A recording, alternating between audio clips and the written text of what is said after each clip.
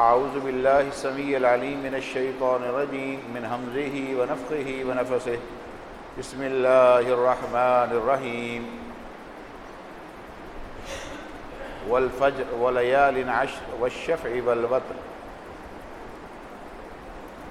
وقال النبی صلی اللہ علیہ وسلم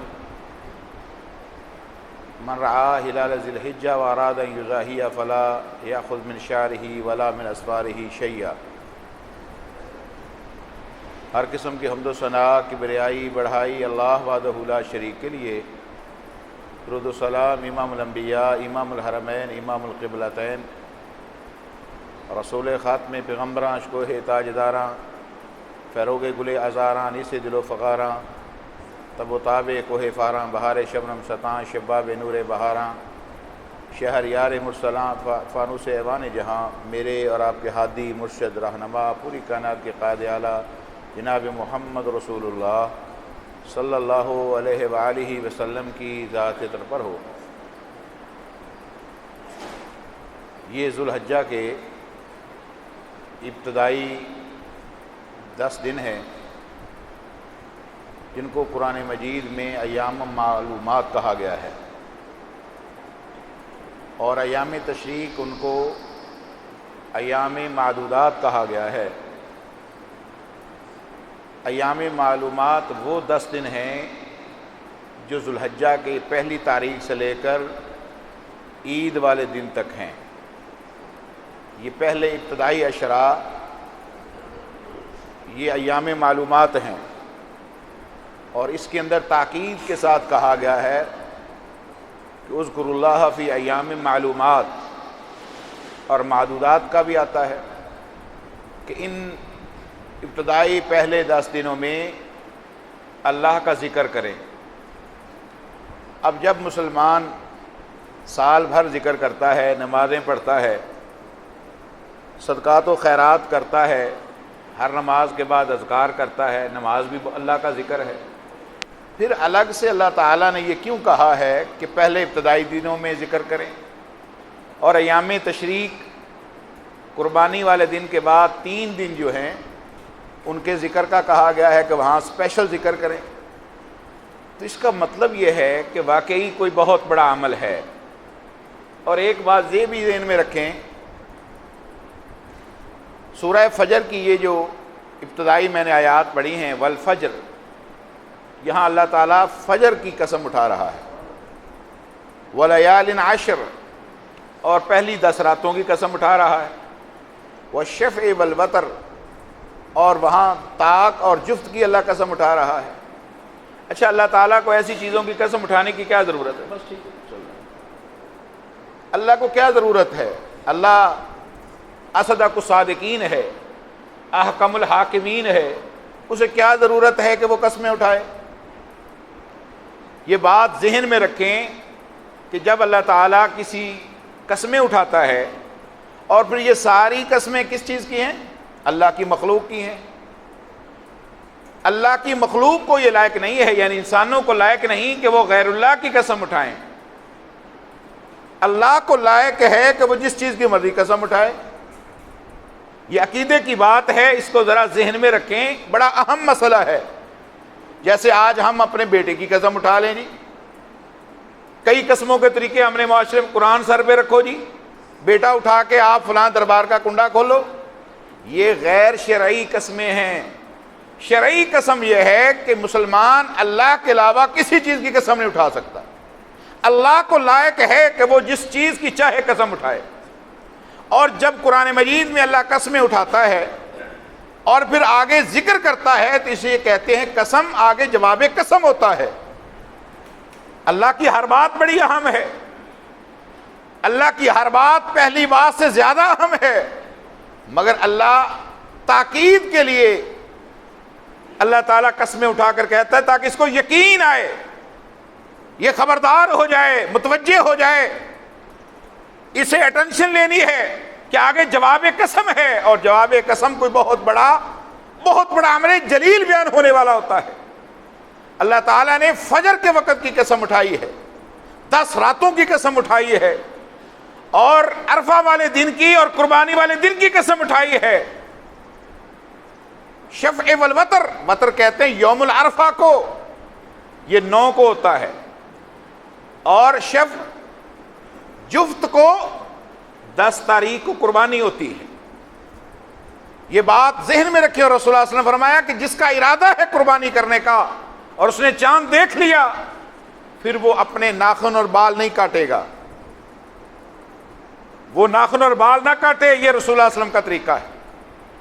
اور حتیٰ کہ ایک حدیث میں آتا ہے کہ میری امت کے وہ غربا جو قربانی نہیں کر سکتے، وہ قربانی کے بعد اپنے بال اور ناخن کاٹ لیں، اللہ قربانی کا اجر عطا فرماتا ہے۔ ایسے قیمتی دن ہیں یہ، رسول اللہ صلی اللہ علیہ وسلم نے فرمایا ما من ایام، یہ ایسے دن ہیں احب الی اللہ من هذه الایام، یعنی ایام العشر، فرمایا کہ یہ جو پہلے قیمتی ترین دن ہیں، ان میں کیا جانے والا عمل سال بھر کے اعمال سے زیادہ اللہ کو محبوب ہے، یعنی الایام العشر، یہ ذو الحجہ کے پہلے 10 دن۔ فرمایا ہاں۔ صحابی نے سوال کیا ولل جہاد فی سبیل اللہ، اے اللہ کے رسول جہاد فی سبیل اللہ سے بھی افضل ہے؟ کیونکہ صحابہ سمجھتے تھے جہاد فی سبیل اللہ چوٹی کا عمل ہے، اس سے بڑا کوئی عمل نہیں۔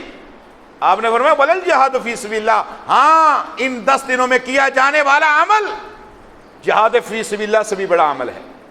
الا رجل خرج بنفسه وماله فلم يرجع بذلك شيء، ہاں ایک بندہ جہاد کے لیے نکلا، اپنا مال بھی لے کر گیا، اپنی جان بھی لے کر گیا، جان بھی اس کی اپنی ہے، مال بھی اپنا ہے، کسی سے چندہ نہیں لیا، تعاون نہیں جمع کیا، ہتھیار وسائل خوراک جہاد میں اپنی خرچ کی ہے، فلم یرجع بذالک، وہ پھر واپس پلٹ کے نہیں آیا، وہاں کام آ گیا، اس بندے کا 2 اس کے ترجمے کیے گئے ہیں۔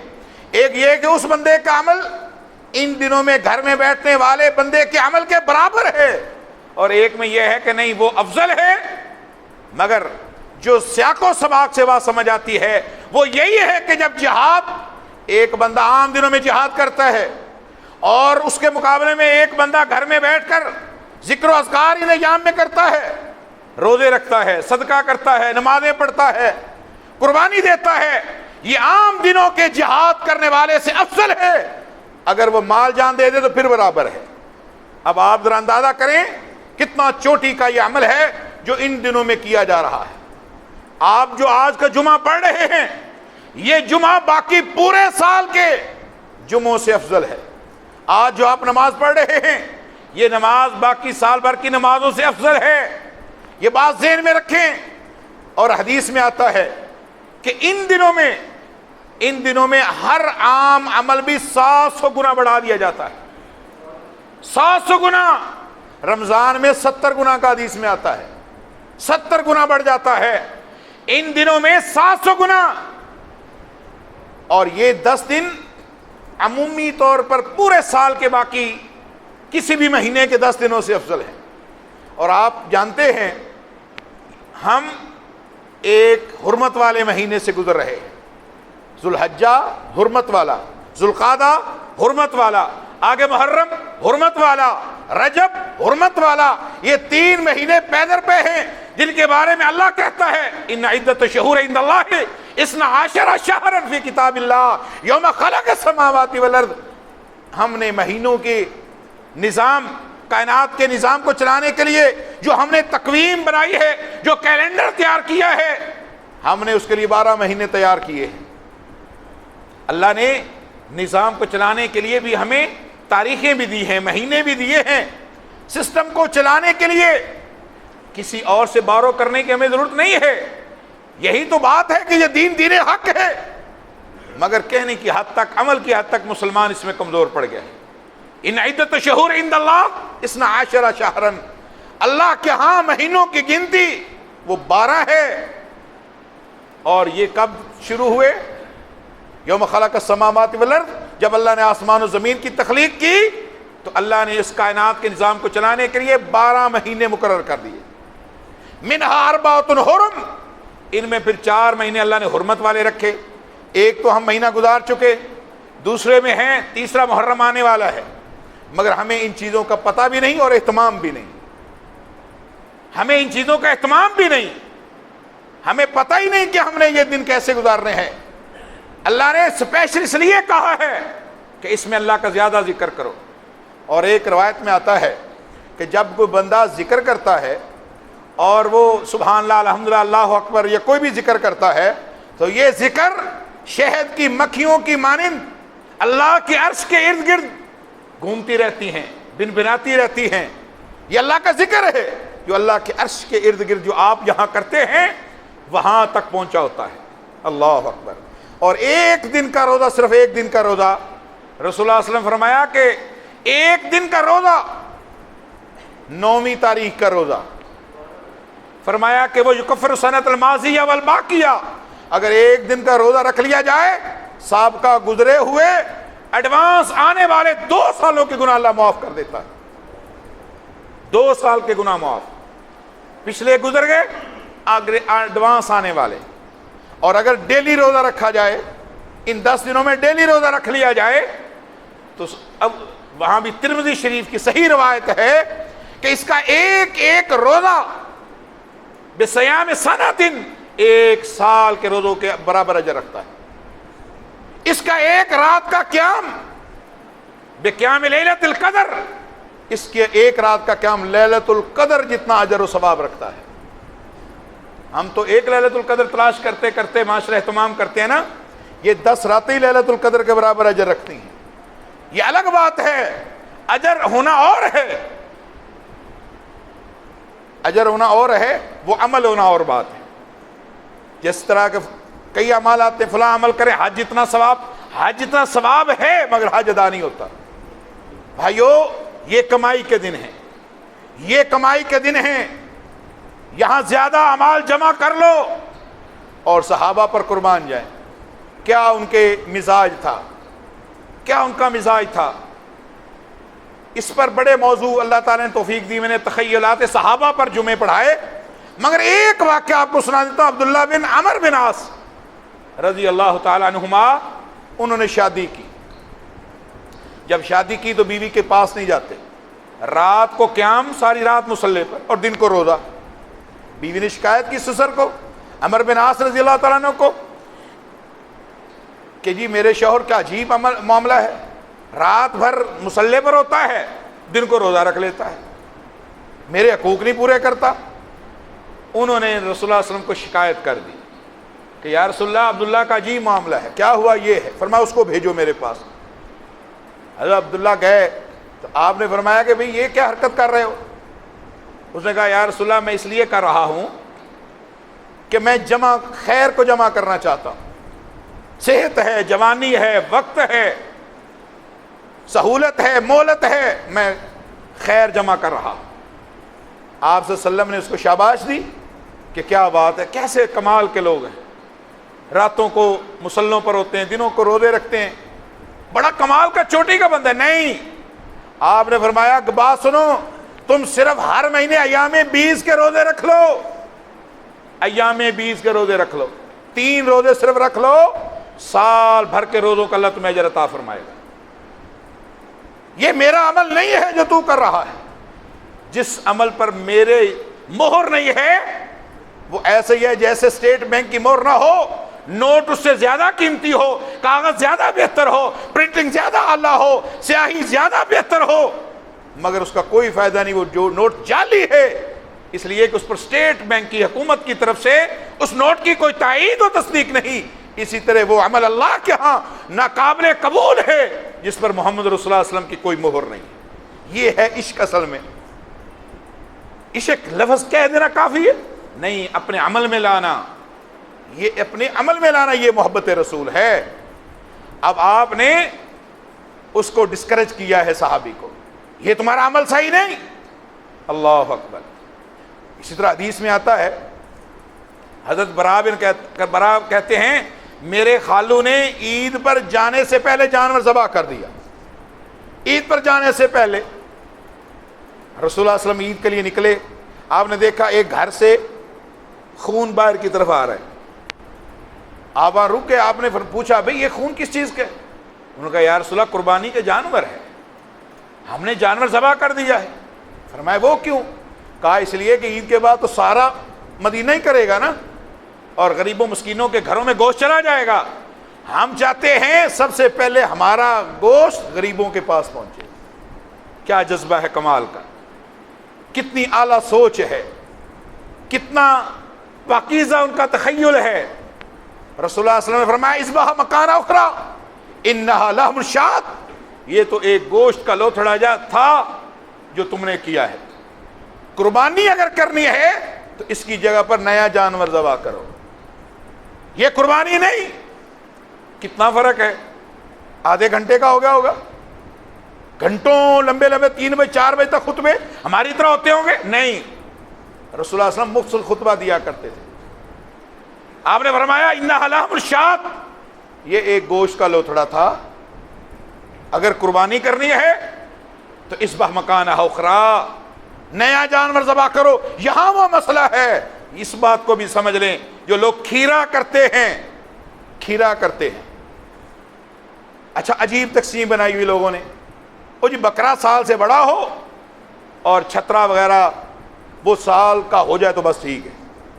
نہیں، آپ نے فرمایا لا تذبحوا الا مسنہ الا یعصر علیکم فتذبحوا جزاۃ من الظان، فرمایا کہ تم بغیر دوندے کے کوئی جانور ذبح نہ کرو، دوندے کے بغیر جانور ذبح نہیں۔ ہاں اگر حالات ایسے ہوں تمہیں میسر نہ ہو، جانور میسر ہی نہ ہو، پھر بھی آپ نے فرمایا کہ بھیڑ میل ہو یا فیمیل آپ وہ سال کا کر لیں، جزا اسے کہتے ہیں، جزاۃ من الظان، وہ چھترا یا وہ بھیڑ وہ سال کی ہو جائے، جزا اسے کہتے ہیں، تو وہ ٹھیک ہے۔ جانور میسر ہوں، منڈیاں وافر ہوں، دوندے جانور وافر ہوں، اور ہم یہ کس کو دھوکہ دے رہے ہیں؟ آپ کیا سمجھتے ہیں قربانی ہے کیا؟ کیا ہے قربانی؟ قربانی یہ اضحیہ ہے۔ عید الاضحیٰ کیوں اسے کہتے ہیں؟ عید الاضحیٰ یہ اضحیہ کی جمع ہے۔ اچھا ہدی کا لفظ بھی حدیث میں قرآن میں آتا ہے، ہدی، جو حاجی وہاں قربانی کرتے ہیں نا اس کو ہدی کہتے ہیں۔ اچھا یہ فدیہ بھی ہے۔ اچھا قربانی کا لفظ کہاں ہے؟ قربانی بھی حالانکہ عربی کا لفظ ہے۔ اذ قربا قربانا فتقبل من احدهما ولم يتقبل من الاخر فقال انما يتقبل الله من المتقين۔ آدم علیہ السلام کے 2 بیٹے، وہ قصہ بڑا مشہور ہے۔ اس وقت طریقہ یہ تھا کہ جانور کو ذبح کر کے آپ ایک جگہ پر سلاٹر ہاؤس بنا ہوا تھا وہاں رکھ دیں، اور آگ آتی ہے اور جس کے گوشت کو وہ کھا جائے سمجھ اللہ کہ ہاں یہ قبول ہوگی۔ اچھا ویسے بڑا کمال کا یہ طریقہ تھا، مگر اللہ کا ہم پر کتنا رحم ہے، کسی کی نماز قبول ہو یا نہ ہو، روزہ قبول ہو یا نہ ہو، قربانی قبول ہو یا نہ ہو، صدقہ قبول ہو یا نہ ہو، اللہ نے پردہ ڈالا ہوا ہے، اللہ نے پردہ ڈالا۔ یہ ہے امت محمد کا پروٹوکول۔ اگر آج یہی نکلتے ہی پتہ چل جائے کس کا جمعہ قبول ہوا کس کا نہیں، وہ بندہ منہ دکھانے کے قابل ہے معاشرے میں؟ جس کی قربانی اللہ قبول نہ کرے، وہ 5 لاکھ کا بکرا لے آئے یا 10 لاکھ کا اونٹ لے آئے، قربانی قبول نہیں، پتہ چل جائے وہ منہ دکھانے کے قابل ہے نہیں۔ اللہ نے عزت رکھی ہے، سیکرٹ رکھا ہے۔ لعلہم یرجعون، کیونکہ تم نے میرے پاس پلٹ کے آنا ہے نا، معاملات وہاں طے کر لیں گے، معاملات وہاں طے کر لیں گے، دیکھ لیں گے کس کا جو ہے، اللہ جانتا ہے۔ اللہ اکبر۔ اللہ تعالیٰ نے وہاں کیا کہا ہے؟ انما یتقبل اللہ من المتقین، اصل میں اللہ قربانیاں قبول کرتا ہے متقین کی۔ ہم یہ کیا ہے، ابراہیم علیہ السلام کی سنت پر عمل کرتے ہیں۔ انہوں نے کیا کیا؟ اپنے بیٹے کی گردن پر چھری چلائی، ان کے نیت میں کوئی فرق تھا؟ اچھا وہاں اللہ نے قرآن وَفَدَيْنَاهُ بِذِبْحٍ عَظِيمٍ، ہم نے تو فدیہ دیا ہے، اللہ کہتا ہے ہم نے فدیہ دیا ہے۔ فدیہ کیا ہوتا ہے؟ بدلے میں کوئی چیز دے کے جان چھڑوانا۔ ہم نے اسماعیل کی جان بخشی کی، اس کے بدلے میں فدیہ دے کر ہم نے ابراہیم کی اس عمل کو قبول بھی کر لیا اور فدیہ دے کے ابراہیم کو مطمئن بھی کر لیا، کیونکہ بندہ بڑا اٹل تھا نا، اولو العزم ہے، شک شبہ نہ پڑے، یا اللہ میں تو دل سے قربانی کر رہا تھا، یا اللہ میں نے تو اپنے بیٹے کی گردن پر چھری چلائی، چلی کیوں نہیں؟ وَفَدَيْنَاهُ بِذِبْحٍ عَظِيمٍ، اللہ نے کہا ہم نے بہت بڑا فدیہ دیا ہے، کیونکہ تیرا عمل بڑا چوٹی کا تھا، تو نے کمال چوٹی کا عمل کیا ہے، ہم نے تمہیں بڑے امتحانات میں ڈالا، فَاتَمَّهُنَّ، تو نے میرا ہر امتحان پاس کیا ہے۔ یہ سی ایس ایس کیا ہوتا ہے؟ کسی سی ایس افسر کو کہو نا 2 گھنٹے یہاں دھوپ میں کھڑا ہو کے ڈیوٹی دے سکتا ہے؟ یہ ابراہیم ہی ہے، کبھی بیٹے کی گردن پر چھری چلاتا ہے، کبھی 90 سال بغیر بیٹے کے گزارتا ہے، اللہ سے مانگتا ہے، ملتے کرتا ہے، سماجتے کرتا ہے، روتا اور گڑ گڑاتا ہے، اللہ دے دیتا ہے تو اللہ کہتے چلو نکلو اب یہاں سے۔ کہاں جائیں یا اللہ؟ فرمایا کہ بِوَادٍ غَيْرِ ذِي زَرْعٍ عِندَ بَيْتِكَ الْمُحَرَّمِ، آپ وہاں جائیں جہاں کوئی کھیتی باڑی نہیں، کوئی مزرعہ نہیں، کوئی زراعت نہیں، کوئی گھاس تک نہیں اگتی، جسے مکہ مکرمہ کہتے ہیں، گھاس تک نہیں، بغیر ذی زرع عند بیتک المحرم، وہ حرمت والے گھر کے پاس جائیں جہاں کوئی زراعت نہیں، کوئی سبزہ نہیں، کوئی گرینری نہیں، آپ وہاں جائیں۔ کہاں علاقہ؟ عراق کا خوشحال علاقہ، ابراہیم علیہ السلام وقت کے بادشاہ کے مشیر کے بیٹے، حکومت کے اندر بڑا ان کا کردار، باپ کی فیکٹری ہے بت بنانے کی، معاشی طور پر بڑے مضبوط تھے، اور اللہ تعالیٰ اسی حساب سے ہی فلسطین کے علاقے کی بادشاہت بھی ابراہیم علیہ السلام کو ایک وقت آنے پر دی ہے۔ جب اللہ نے کہا نا فَاتَمَّهُنَّ، تو نے ہر امتحان مکمل کیا ہے، اللہ اکبر، ہر امتحان۔ اور میں قرآن مجید میں پڑھ رہا تھا، وفا کے الفاظ بھی آتے ہیں، ابراہیم تو نے وفا کا حق ادا کر دیا ہے، وفا، تو نے وفا کا بھی حق ادا کیا ہے۔ اچھا قربانی کیا ہے؟ میں بات یہ کر رہا تھا وہ ہے کیا؟ بھائی قربانی قرب سے ہے، قرب سے، قریب ہونا۔ قربانی آگے نا یا متکلم، میرا قریب اللہ کے ہاں قریب ہونا، یہ ایسا عمل جو تمہیں اللہ کے قریب کر دے وہ قربانی ہے۔ تم ٹھنڈے ایئر کنڈیشن کو چھوڑ کے مسجد میں آئے، تم اللہ کے قریب ہو گئے، تمہاری وقت کی قربانی، آرام کی قربانی۔ تم نے مال دیا، اللہ کے یہاں قبول ہو گیا، یہ مال کی قربانی۔ تو نے علم بول دیا ہے، اللہ تعالیٰ وہ رضا الہی کے لیے ہے، تمہاری قربانی اللہ نے قبول کی۔ تو نے دین کے لیے، دین کے استحکام کے لیے، اس کی نشر و اشاعت کے لیے محنت کی ہے، علم دیا ہے، وعظ نصیحت کی، یہ قربانی ہے۔ تو ہر وہ عمل جو اللہ کے قریب کر دے وہ قربانی ہے۔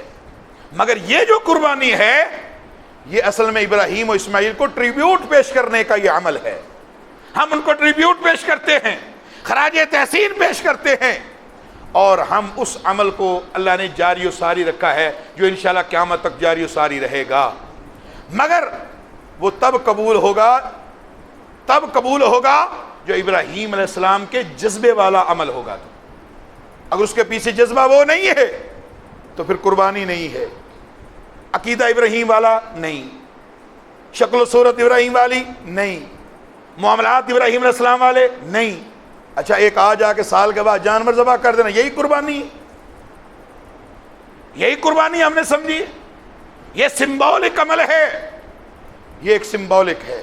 اصل میں ایسا عقیدہ، ایسا جذبہ، ایسا پیشن اختیار کرنا جو ابراہیم علیہ السلام کا تھا وہ قربانی ہے۔ وہ تو آج تک ہم اس در تو جانے کو تیار ہی نہیں ہیں۔ جانوروں کا مقابلہ لگا ہوا ہے، مقابلے ہو رہے ہیں، جانوروں کے نام بھی اداکاروں کے ناموں پر، ایسے ایسے نام ان کو دیے، آپ تعجب ہوتا ہے، کہیں وہ جذبہ ابراہیم والا نظر ہی نہیں آتا۔ بھائی اللہ کہتا ہے لنگڑا لولا جانور نہ ہو، عیب والا نہ ہو، موٹا تازہ ہو۔ اللہ کے یہاں یہ شرط نہیں ہے کہ وہ 10 20 50 لاکھ کا ہو۔ آپ کو پتہ ہے پیغمبر علیہ السلام نے 100 اونٹ ذبح کیا اپنی طرف سے۔ ایک وہ وقت تھا جب میرے رسول کے پیٹ پر پتھر تھے، اور ایک یہ وقت ہے کہ مال غنیمت اتنا آیا، 100 اونٹ آپ کو مال غنیمت میں ملے، فرمایا سارے اللہ کے راہ میں ذبح کر دو۔ سارے 60 آپ نے اپنی طرف سے کیے، خود کیے، باقی حضرت علی کو فرمایا علی میری طرف سے ذبح کر دو۔ اللہ اکبر، کوئی بندہ اتنا سخی ہو سکتا ہے؟ کیا خیال ہے؟ ایک اونٹ آج ذبح کرنا، اور ایسے حالات میں ہر بندے کو کرونا پڑا ہوا ہے، چاہے حالات اچھے بھی ہونا، کرونا بہانہ بن گیا ہمارا۔ ہر کام ہر بندے کا کرونا ہر وقت. بعض لوگوں کے ٹھیک ہے مسائل ہے اور کئی نے ایسے ہی کرونا بنا لیا ہے, اپنے اوپر کرونا کو طاری کیا ہوا ہے. میرے بھائیوں, اللہ متقین کی قربانی کو قبول کرتا ہے. انما یتقبل اللہ من المتقین. تقوی اختیار کریں, اپنے تقوی کو انہینس کریں, تقوی کو ڈیولپ کریں, تقوی کو بڑھائیں, متقی بنیں, پھر اللہ تعالیٰ تمہارا جانور کچھ 15-20 ہزار کا 30 ہزار 40 کا بھی ہوگا نا, اللہ تمہاری نیت کو دیکھے گا. کیوں؟ اللہ کو گوشت چاہیے, اللہ کو خون چاہیے, اللہ نے کو سٹور کرنا ہے, کہا نہیں لن ینال اللہ لحومها ولا دماؤها ولکن ینالہ التقوی منکم. اللہ کو تمہارے خون کی ضرورت نہیں ہے, اللہ کو تمہارے گوشت کی ضرورت نہیں ہے, اللہ کو کس چیز کی ضرورت ہے؟ ولکن ینالہ التقوی منکم. اللہ کو تقوی چاہیے, اللہ کو تقوی چاہیے. تو تقوی اس کے پیچھے اگر نہیں ہے تو پھر جانور کام نہیں کرے گا. یہ بات ذہن میں رکھیں, پھر جانور اثر نہیں دکھائے گا. اور اگر تقوی ہے تو رسول اللہ صلی اللہ علیہ وسلم نے فرمایا ہر بال کے بدلے اللہ ایک نیکی عطا فرمائے گا. صحابی نے کہا یا رسول اللہ جانوروں پر تو وہ بے شمار اون اور بال ہوتے ہیں. فرمایا اللہ ہر ایک روئیں کے برابر اللہ ایک ایک نیکی عطا فرمائے گا. اللہ, اتنی سختی ہے اس عمل میں, اتنی سختی حضرت عمر فرماتے ہیں کہ جس کے پاس جانور ذبح کرنے کی توفیق ہے, مالی طاقت ہے. اچھا یہ بھی بڑے لوگ مسائل پوچھتے ہیں, او جی قرضہ دینا ہو تو قربانی ہو سکتی ہے؟ باقی پورا سال قرضے کی فکر نہیں, قربانی کا موقع آیا 20-30-40 ہزار کی قربانی ہے تو پھر قرضہ یاد آ گیا. او جی قربانی ہو سکتی ہے قرضہ دینا ہو؟ بلکہ اگلی بات سن لیں, قرضہ لے کر بھی قربانی کرنی چاہیے. قرضہ لیں قربانی کریں. آپ نے باقی کام قرضہ لے کر نہیں کیے, اور یہ تو فرض ادا کرنا ہے. آپ اللہ کے لیے قرض لیں گے, اللہ کے راہ میں قربانی کریں گے, اللہ تعالیٰ آپ کے لیے اور راستے کھول دے گا. آپ کس بات پر پریشان ہیں؟ آپ نے اپنے آپ کو اپنا رب سمجھا ہے؟ نہیں, وہ رب العالمین ہے. وَمَا مِن دَابَّةٍ فِي الْأَرْضِ إِلَّا عَلَى اللَّهِ رِزْقُهَا. رزق کے معاملات سارے اللہ کے پاس. خرابی کب ہوئی؟ جب ہم نے رزق کے معاملات اپنے ذمے لے لیے کہ یہ میرے ذمے ہیں, رزق میں نے چلانا ہے, بچوں پر میں نے خرچ کرنا ہے, بیوی پر میں نے خرچ کرنا ہے. نہیں, کبھی غور کیا کریں آپ, کبھی ٹھنڈے دماغ سے سوچیں کہاں سے رزق آ رہا ہے. آپ گمان نہیں کر سکیں گے. وہ یہ اللہ نے بہانے بنائے ہیں, اللہ نے بہانے بنائے ہیں. اللہ اکبر. ایک وقت تھا مسلمان کردار میں, اخلاق میں, معاملات میں, عبادات میں چوٹی پر تھے. میں نے پڑھا کتابوں میں, ایک غیر مسلم بغداد میں گیا یہ دیکھنے کے لیے کہ کیا چیز ہے مسلمانوں میں کہ ان کی بڑی عزت و شہرت ہے, ان کے ایمانداری کے, امانت داری کے چرچے ہیں. آج تو خیر یہ چیزیں اللہ معاف فرمائے ہمارے قریب سے بھی نہیں گزری, آج یہ چیزیں ہمارے قریب سے بھی نہیں گزری. وہ بغداد میں گیا, ایک ہوٹل پر کھانا کھانے لگا. وہاں ایک بغداد کا مسلمان نوجوان بیٹھا تھا, وہ بھی کھانا کھا رہا تھا. اس نے دیکھا کہ یہ بندہ نیا ہے. وہ کاؤنٹر پر گیا, اس نے اس کا بل پوچھا اور ادا کر کے چلا گیا. کہا اسے نہ بتانا, باہر سے کوئی مسافر آیا ہے, نظر آ رہا ہے کہ یہ باہر کا آدمی ہے, لباس سے, تہذیب سے بول پتہ چل جاتا. جب اس نے کھانا کھایا اور وہ پیسے ادا کرنے کے لیے گیا تو ہوٹل والے نے کہا تیرے پیسے تو ادا ہو چکے. اس نے کہا جی وہ کیسے ادا ہو گئے, میں نے تو دیے نہیں. انہوں نے کہا نہیں, ایک نوجوان تھا بغداد کا, اس نے تیرے پیسے ادا کر دی. کہا وہ کیوں کیے؟ کہا کہ اس نے سمجھا کہ باہر کا آدمی ہے, چلیں اس کی خدمت ہو جائے گی. یہ تھا کردار مسلمانوں کا. وہ کہتا ہے میں ایک دکان پر کوئی سودا سلف لینے گیا, پوچھا, اس نے کہا ہاں ہے, ریٹ کیا؟ ریٹ طے ہو گیا. اچانک دکاندار کہنے لگا کہ آپ اس طرح کریں, آپ یہ سودا سامنے دکان سے لے لیں. کہا جی وہ کیوں؟ کہنے لگے آپ نے تو چیز ہی لینی ہے نا, قیمت بھی یہی ہے, معیار بھی یہی ہے, آپ کو مل جائے گی.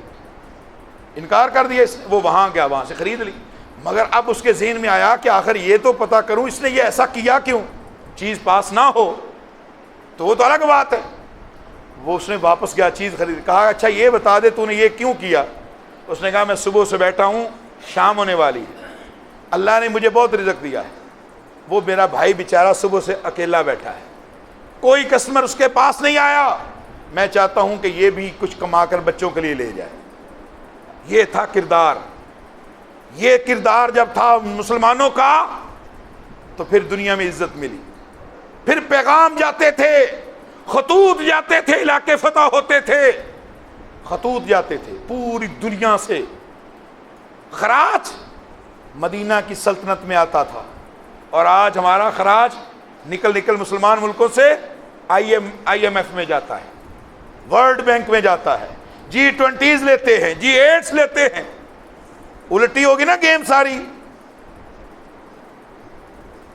تعداد میں مسلمان اتنے زیادہ ہیں کہ سوچ نہیں سکتے، قربانیاں کم از کم یہ ایک ایسٹیمیٹ کے مطابق 4 ارب کا کاروبار ہوگا قربانیوں کے جانوروں کا، 4 ارب۔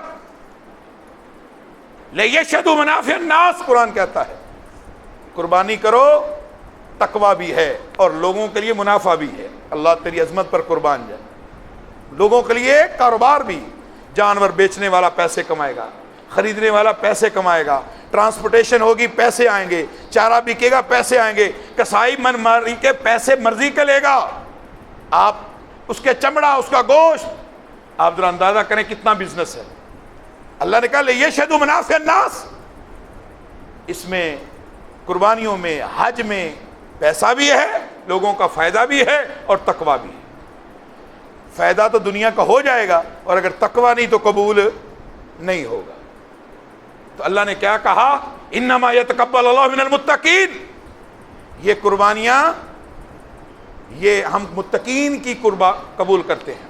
تو بھائیو، اب آدم علیہ السلام کے 2 بیٹے، یہ نبی زادے ہیں، عام نہیں، یہ کائنات کے پہلے پیغمبر کے ہیں، اور وہ جس کو خود اللہ نے خلقتہ بیدیہ اپنے ہاتھوں سے پیدا کیا، بغیر ماں اور باپ کے اللہ نے پیدا کیا، یہ آدم کی اسپیشلٹی ہے، یہ کسی اور نبی کی نہیں۔ عیسیٰ علیہ السلام پیدا ہوئے، باپ نہیں مگر ماں ہے، اللہ نے آدم کو بغیر ماں باپ کے پیدا کیا۔ آخری پیغمبر جناب محمد رسول اللہ صلی اللہ علیہ وسلم سارے انبیاء سے افضل ہیں، مگر ماں بھی ہے، باپ بھی ہے۔ آپ اندازہ کریں، ان کے 2 بیٹے، دونوں اس بات جھگڑا کیا ہے؟ میری کیوں نہیں قبول ہوئی، تیری کیوں ہوئی؟ ایک دوسرا گرا کر کہتا میں ترقی کروں، اس کو گراؤں میں ترقی کر جاؤں۔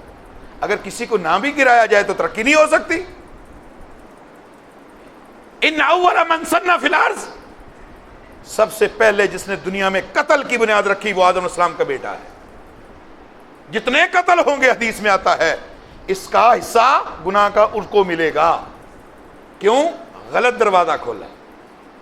ہم خیر کا دروازہ کھولیں، خیر کی طرف آئیں، ہم خیر والے بنیں، اصحاب الیمین بنیں، ہم ہمیشہ اچھائی کا، وتعاونوا البر والتقوی ولا تعاونوا الاثم والعدوان، نیکی کے ہر کام میں حصہ لیں جتنی توفیق ہے، برائی کے ہر کام سے آپ وڈرا کر جائیں، اس سے پیچھے ہٹ جائیں، یہی تقوی ہے۔ تو میرے بھائیوں، اس بنیاد پر اس بھائی کو قتل کیا کہ اس کی قربانی کیوں قبول ہوئی؟ اللہ نے پھر کہا کہ وہ اس لیے کہ وہ متقی تھا، اور تو متقی نہیں ہے، بات تو تقوی پر آئی، لہذا جس عمل کی بنیاد تقوی ہے اللہ کے ہاں وہ قابل قبول، اور جس کی بنیاد تقوی نہیں ہے، چاہے وہ نبی زادہ ہو، صاحبزادہ ہو، سید زادہ ہو، شہزادہ ہو، اللہ کو کوئی ضرورت نہیں۔ یہ بات ذہن میں رکھیں، عقیدے کو سمجھیں، احترام ہر بڑے کا کریں، ہر چھوٹے پر رحم کریں، مگر عقیدے کی اصلاح ضرور رکھیں۔ بات واضح ہو گئی، نبی کی بیوی چاہے لوط علیہ السلام کی ہو، نبی کے طریقے پر نہیں، فارغ۔ نوح علیہ السلام کی بیوی نبی کے طریقے پر نہیں، فارغ۔ نوح کا بیٹا باپ کے طریقے پر نہیں، فارغ۔ آدم علیہ السلام کا بیٹا اپنے باپ کی تبلیغ اور دعوت اور دی ہوئی راستے اور منہج پر نہیں فارغ. یہ نہیں جی یہ تو سید ہے، وہ جناب یہ تو چودھری ہے، وہ جناب ہمارے ہاں اسی لیے معیار آج بن گیا پیسے اور دولت کا. پیسے اور دولت والوں کی عزت ہے، علم والوں کی عزت نہیں. الٹ ہو گیا نا نظام. آئے ہائے، حضرت عمر کیا کہتے ہیں؟ نحن قوم اعزنا اللہ بالاسلام، ہماری عزت کی بنیاد ہی اسلام ہے. ہم جو عزت والے ہیں ہماری بنیاد اسلام ہے، ہم اسلام کی وجہ سے عزت پا رہے ہیں. وَإِن طَلَبْنَاهُ فِي غَيْرِهِ أَذَلَّنَا اللَّهُ، اور اگر اسلام کے علاوہ کسی اور نظام میں، کسی اور سسٹم میں، کسی اور ازم میں، کسی اور دین میں عزت تلاش کریں گے اللہ ذلیل کر دے گا. جب تک جتنے مسلمان دین کے زیادہ قریب تھے اتنی زیادہ عزت تھی، جتنے دین میں کم ہوتے گئے اتنی ذلت بڑھتی چلی گئی. قربانیاں ہو رہی ہیں، حجیں ہو رہی ہیں، عمرے ہو رہے ہیں، لوگ پریشان ہیں جی اس طرح حج نہیں ہو رہا، کہاں 40 لاکھ، کہاں 1,000. اللہ کو ہماری عبادات کی ضرورت ہے، اللہ کو ہماری عبادات کی ضرورت ہے. ساری کائنات اللہ کی عبادت میں لگی رہے، اللہ کی عزت میں کوئی اضافہ نہیں ہو سکتا. سارے باغی ہو جائیں اللہ کی عزت میں کمی نہیں آ سکتی. ہمیں ضرورت ہے اللہ کی عبادت کی، اللہ کو ہماری ضرورت نہیں ہے. خوش نصیب ہو جن کو اللہ نے پیدا ہونے سے پہلے دین عطا کر دیا ہے. جدی پشتی مسلمان اس لیے قدر بھی نہیں ہے. تو بھائیو، جدی پشتی ہونے کا یہ مطلب نہیں کہ ہم دین آبا پر عمل کریں، دین آبا پر نہیں. ہم نے اللہ کے دین پر چلنا ہے، اپنے نبی کے طریقے پر چلنا ہے. کیونکہ یہ عشرہ اور یہ ایام ابراہیم علیہ السلام کی قربانی کے اور ان کے واقعات کے ہیں. تو ابراہیم علیہ السلام نے اپنی قوم کو کیا کہا تھا جب انہوں نے کہا نا ابراہیم تو کیا لٹھ لے کے ہمارے پیچھے لگ گیا ہے، بتوں کو توڑ دو، فلاں کر دو، یہ شرک ہے، یہ شرک. ہم تو اپنے آبا و اجداد کے دین پر چل رہے ہیں. سوال کرو ذرا اپنے آپ سے، اپنے دوستوں سے، برادری سے، یہ کیوں کر رہے ہو؟ او جی بڑے بھی تو کرتے تھے نا. اچھا یہ کیوں کر رہے ہو؟ او جی بڑے ایسے کرتے. ابراہیم علیہ السلام نے کہا لقد کنتم انتم وآباؤکم فی ضلال مبین، تمہارے باپ، تمہارے دادا سارے گمراہ. اگر وہ گمراہ نہ ہوتے تو اللہ کو نبی بھیجنے کی کیا ضرورت تھی؟ کیا خیال ہے؟ اگر یہاں کوئی وائلیشن نہ ہو تو یہاں پولیس کو آنے کی ضرورت ہے؟ اس گھر میں پولیس آئے گی جہاں کوئی وائلیشن ہوگی، جہاں کوئی قانون کو بریک کرے گا، جہاں لا بریکنگ ہوگی وہاں آئے گی پولیس. اللہ نبیوں کو اس لیے بھیجتا تھا کہ جائیں وہاں میری توحید کو ختم کیا جا رہا ہے، میرے علاوہ غیروں کی پوجا ہو رہی ہے، وہاں اللہ نبیوں کو بھیجتا ہے. نبی اس معاشرے میں آئے جہاں زیادہ وائلیشن ہو رہی تھی، اللہ کی الوہیت کی، ربوبیت کی، اسماء و صفات کی، اللہ و انبیاء کو بھیجتا تھا. اب نبیوں نے نہیں آنا. اب فرمایا العلماء ورثۃ الانبیاء، اب ہم حقیقی علماء وہ میرے ورثاء ہیں، میرے علم کے وارث ہیں. اب وہ اس دعوت کو لے کے آگے چلیں گے، وہ نبوی کام وہ کریں گے. تو رسول اللہ صلی اللہ علیہ وسلم نے فرمایا، یہ حدیث بڑی امید دلاتی ہے. آپ نے فرمایا ایک وقت آئے گا ایک سنت پر عمل کرنا اتنا مشکل ہوگا جتنا ہاتھ پر انگارہ رکھنا مشکل ہے. کل جمرہ، ہاتھ پر انگارہ رکھنا اور اس کو برداشت کرنا مشکل ہوگا. فرمایا اس دور میں کوئی ایک سنت پر عمل کرے گا تو اسے 50 صحابہ کا اجر ملے گا، ایک سنت پر عمل. اللہ اکبر. کیونکہ وہ تو انوائرمنٹ بن گیا نا، حالات بن گئے، عمل کرنا آسان ہو گیا تھا. مدینے میں ہر طرف اسلام کے جھنڈے لہرا رہے تھے، اسلام پر عمل کرنا آسان ہو گیا تھا. شروع میں بہت مشکلات تھی، پھر اللہ نے آسانیاں دی. اب حالات وہ بنتے جا رہے ہیں کہ دین پر چلنا مشکل ہوتا جا رہا ہے. تو میرے بھائیوں، قرضے کے نام پر قربانیوں کو نہ کرنا یہ غلط ہے، یہ خلاف سنت عمل ہے. قرضے لے کر آپ قربانیاں کریں، پھر کہیں یا اللہ تیری رضا کے لیے قرضہ لیا ہے، یہ بھی اتار دے اور اگلا بھی اتار دے، اللہ راستے نکال دے گا انشاءاللہ. تو اللہ سے دعا کریں کہ اللہ تعالی ہمیں حضرت ابراہیم کا جذبہ اپنانے کی توفیق عطا فرمائے. اللہ ہمیں اس عمل میں قربانیاں خلوص عطا فرمائے، اور یہ ایام اللہ تعالی ہمیں توفیق دے کہ کما حقو ہو ہم اس کے اندر نیکیاں کریں، صدقات کریں، روزے رکھیں، اذکار کریں. وآخر دعوانا الحمدللہ رب العالمین.